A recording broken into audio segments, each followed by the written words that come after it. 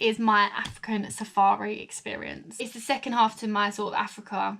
I did the first one teaching in English, and then that weekend I went to do my safari. A bucket list moment. It's one of the best things I've ever done in my life. It's something I always wanted to do. I booked the safari when I was out there. You don't know if you're even going to see things. I was so lucky. I saw everything. I did 2 national parks. I did a national park and the crater.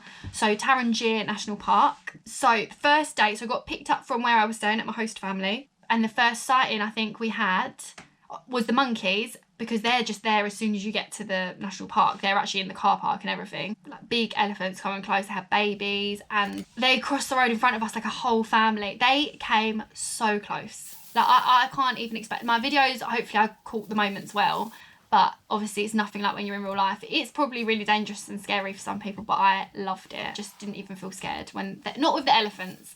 Only with one elephant that actually got really scared, because she was like protective of her baby and she was threatened by the truck, I think. Yeah, that was scary. Lots of zebra and buffalo and antelope running around. It's just amazing. You're just literally, what's it called? The lands, like you're just in there. The reserve, that's what it's called. My seamlessness is not very good. Anyway, and then we had lunch at Tangier. We had lunch at a really nice viewpoint, like really high up, so you could look down and see all of the reserve, and it was really nice. Lamb and rice and vegetables. When we come back, one of the monkeys had let themselves in and eaten some of my Lay's crisps, which I was so gutted because I really was looking forward to them. I was starving and I couldn't eat them after the monkeys put his hand in there. That night we stayed at a hostel, but it was more like a camping experience really. There wasn't loads of people there, so we had our dinner. We had the locals there. They did us a dancing show. That was really good. The next morning we was up super early to go to the Ngorongoro crater. It was quite a misty morning. The clouds were really low. Quick toilet stop, and then we started and we saw the lion and a dead buffalo in front of it. That was the first experience actually, and you can see really far out because it's just so flat. This part, it's not really hilly, it's all flat. It's just massive circle of land. So that's where they're just all roaming free. I saw ostriches, big massive ostriches. They were running alongside us. More elephants we saw more zebras and a baby zebra. I saw a massive elephant again that come up really close to us. And we had lunch by the lake where the hippos are for lunch that day, and a massive beautiful bonsai tree by the lake, which was really stunning. Basically the guy said, I need to go and do some documentation, just stay here in the car, you'll be fine. And we were like, okay, you know you've left the roof open. And he was like, yeah, it's fine. Not the best if a baboon tries to jump in your truck. Next thing I know, there's a baboon staring at me. I'm sat here, the baboon's here, and he was just staring down at me. He was huge. The girl next to me, thankfully, she made a split instinct decision to get out the Jeep. The baboon jumped on that seat and he was next to me.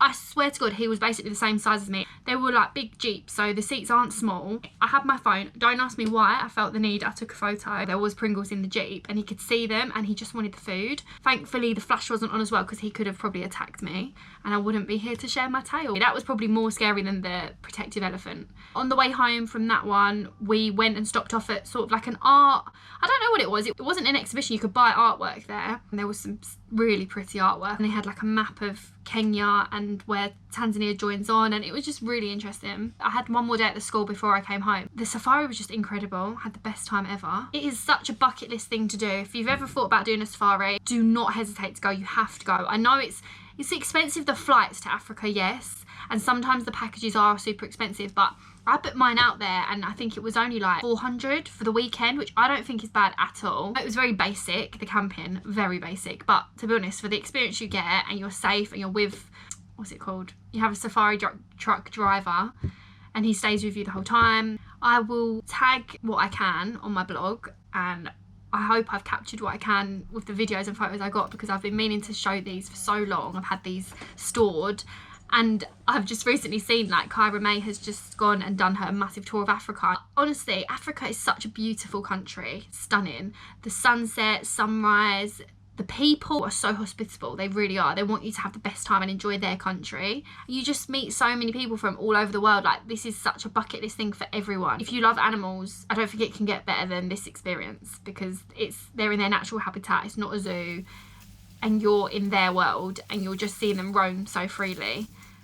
And that's what I love the most about it.